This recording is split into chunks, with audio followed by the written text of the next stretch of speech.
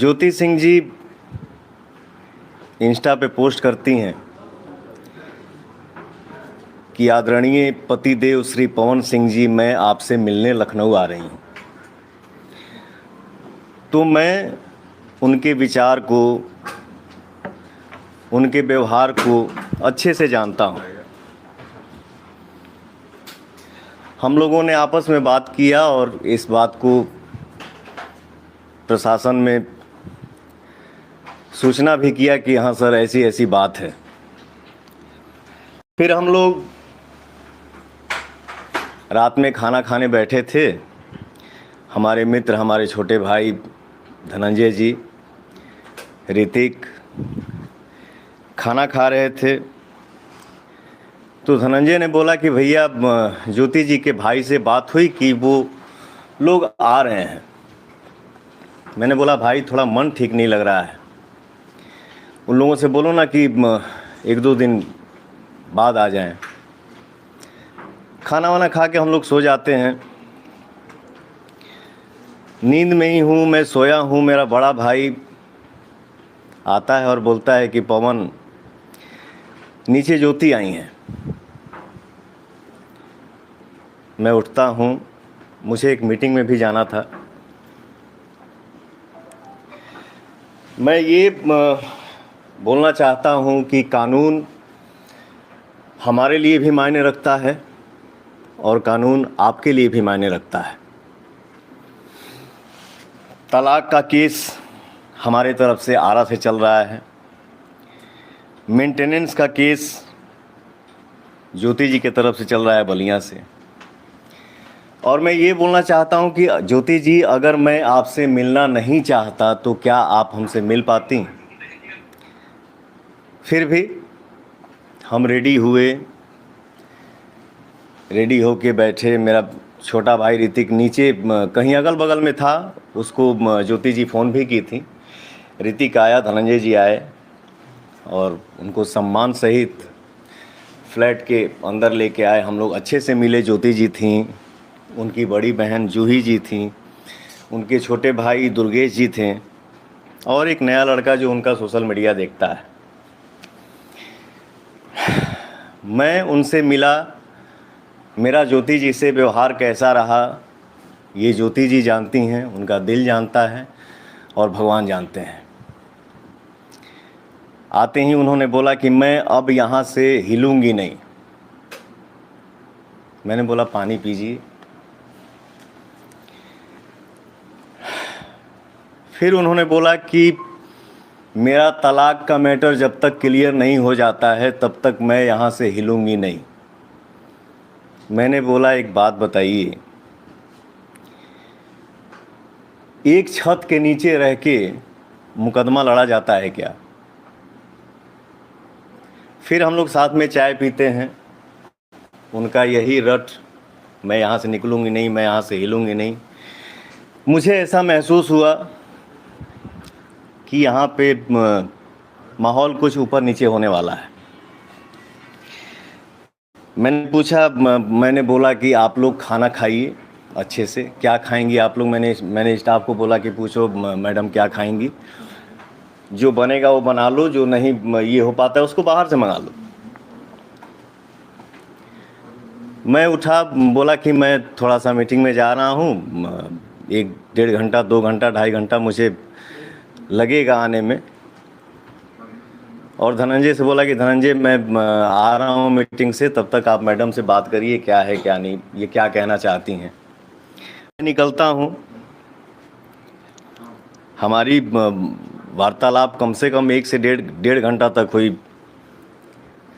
मैं मीटिंग के लिए निकलता हूँ सर, मीटिंग करता हूँ। मेरा मोबाइल 2-2.5 घंटा मेरे से दूर रहा। मीटिंग करके फ्री होके जब मैं गाड़ी में बैठा तो मेरा मोबाइल मेरे हाथ में आया। मैं मोबाइल चेक करने लगा। मुझे फ़ोन आता है कि भैया घर पे ऐसे ऐसे हो गया है। मैंने लाइव ही देखा। तो मैंने ये सोचा कि अभी फ़िलहाल घर पे जाना मेरा उचित नहीं है।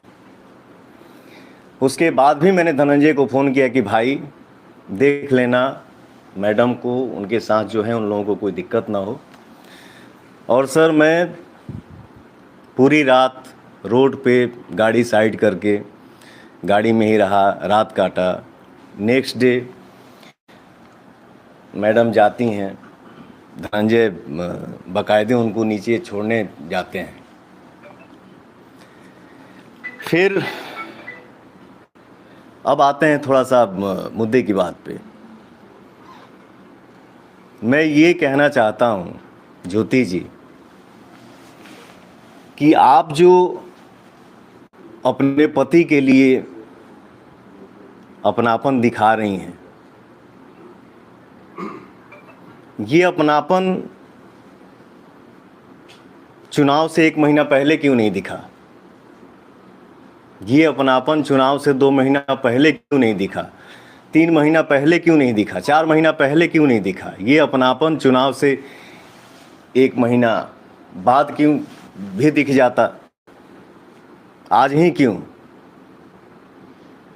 क्योंकि मैं अमित शाह जी से मिल लिया, जेपी नड्डा जी से मिल लिया, धर्मेंद्र प्रधान जी से मिल लिया, विनोद तावड़े जी से मिल लिया, उपेंद्र कुशवाहा जी से मिल लिया। वाह रे अपनापन।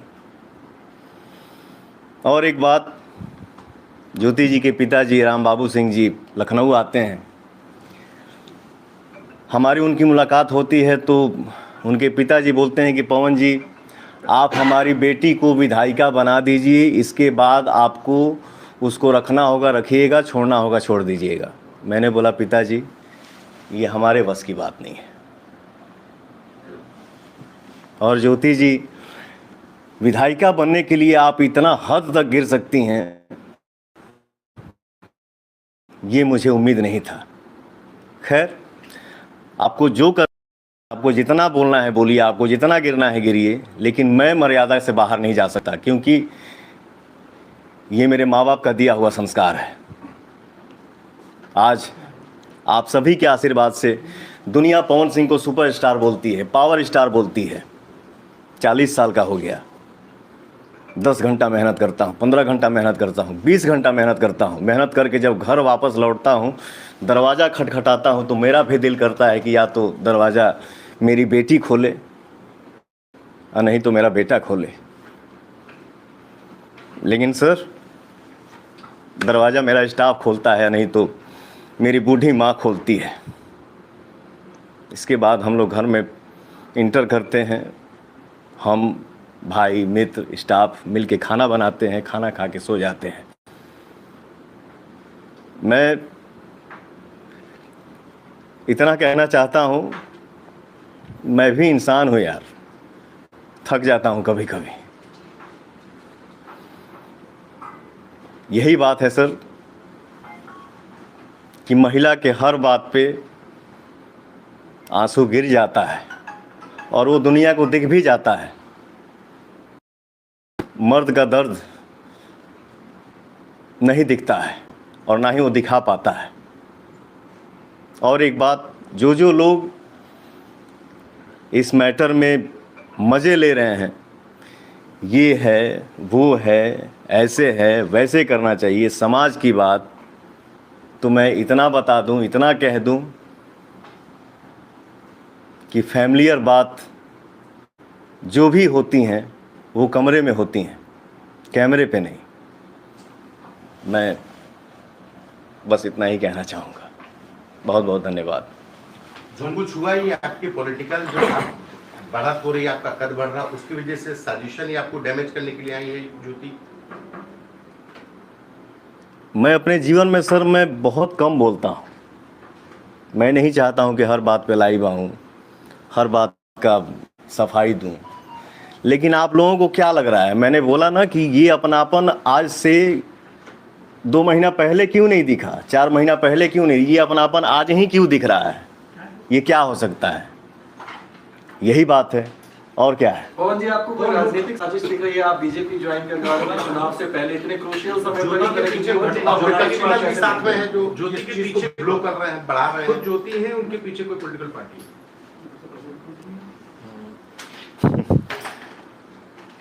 क्या बोलूं सर, किसी ना किसी के, मैंने बोला ना कि जो जो लोग मज़े ले रहे हैं, तो कैमरे के सामने हम हर किसी का नाम नहीं ले सकते हैं सर। कुछ तो है, बहुत लोग जुड़े हुए हैं, बहुत लोगों का सपोर्ट है जो ऐसा ऐसा हो रहा है। हमारा जो केस का मैटर है वो 3-4 साल से चल रहा है सर, और जो जो चीज़ें जीवन में हो चुकी हो गई, एज ए इंसानियत आप सबको क्या लगता है, जितना मेरी इज्जत का धजिया उड़ना था, जिसका उम्मीद नहीं था, वो सब क्रॉस हो गया। तो मुझे नहीं लगता है कि अब ये सब संभव है। मैंने बोला ना कि कानून हमारे लिए भी मायने रखता है, कानून आपके लिए भी मायने रखता है। हमारा मैटर, हमारा मामला कोर्ट में है, कोर्ट जो फैसला करेगा वो हमारे लिए भी मान्य है और उनके लिए भी मान्य है। आज से पहले, ठीक है, मतलब जब बस आई थी, इससे पहले ज्योति कभी आपसे संपर्क की है कि ये अचानक बस से कितने बस साल बाद बस आई? इतना ही था। इन्होंने बोल दिया कोर्ट का मामला है, कोर्ट का जो फैसला होगा कितने दोनों साल बाद उस संपर्क में आई कि उनको आना है? उनका जो ये बात ये बता रहे हैं आपसे कि जो संपर्क में वो 5 अक्टूबर 2025 को आई हैं, लखनऊ आई हैं। इसके 2 महीना, 4 महीना, 5 महीना, 6 महीना, 8 महीना पहले भी उनको लखनऊ रेसिडेंस का एड्रेस पता था, और अगर इतना ही अपनापन रहता तो यहाँ आ सकती थी और आ करके इनसे संपर्क कर सकती थी। लेकिन जब वो यहाँ नहीं आती है तो कहीं ना कहीं आप भी इस बात को समझ सकते हैं कि एक तरफ इलेक्शन कमीशन बिहार चुनाव को लेकर के, एक तरफ इलेक्शन कमीशन बिहार चुनाव को लेकर के प्रेस कॉन्फ्रेंस कर रहा होता है, और उसी समय यहाँ पर ये सब रिउकस क्रिएट किया जाता है। तो ये समझने के लिए काफ़ी, इंसान के लिए इशारा काफ़ी होता है। कौन भाई व्यक्तिगत मामला, लेकिन विवाद क्या था? क्या राजनीतिक कारणों का विवाद हुआ या पति उनके पिता की महत्वाकांक्षाएं थी कि विधायक उनके बना दो परिवार- बेटी को, ये सब उनकी विवाद क्या? महत्वाकांक्षाएं थी जिसकी वजह से आप दोनों पति पत्नी में विवाद? जी सर, सॉरी। पति पत्नी का विवाद किस बात पे था? क्या उनकी राजनीतिक और आपकी राजनीतिक महत्वाकांक्षा आड़े आ रही थी? ये मैंने बोला ना कि ये हमारा मैटर कोर्ट में 3-4 साल से चल रहा है, और ये सब जो भी बातें हैं जो चल रही हैं, जो मार्केट में दुनिया में दिख रही हैं, तो मतलब इससे हम क्या महसूस कर सकते हैं। मैंने बोला ना कि आज ही अपनापन क्यों दिखा। मैं अमित शाह जी से मिल लिया, जेपी नड्डा जी से मिल लिया, धर्मेंद्र प्रधान जी से मिल लिया, विनोद तावड़े जी से मिल लिया, उपेंद्र कुशवाहा जी से मिल लिया। तो ये कौन सा अपनापन है? इसको तो हम राजनीति ही बोल सकते हैं ना, कि मुझे डिस्टर्ब करना। क्या तय हुआ? आप कहाँ से चुनाव लड़े?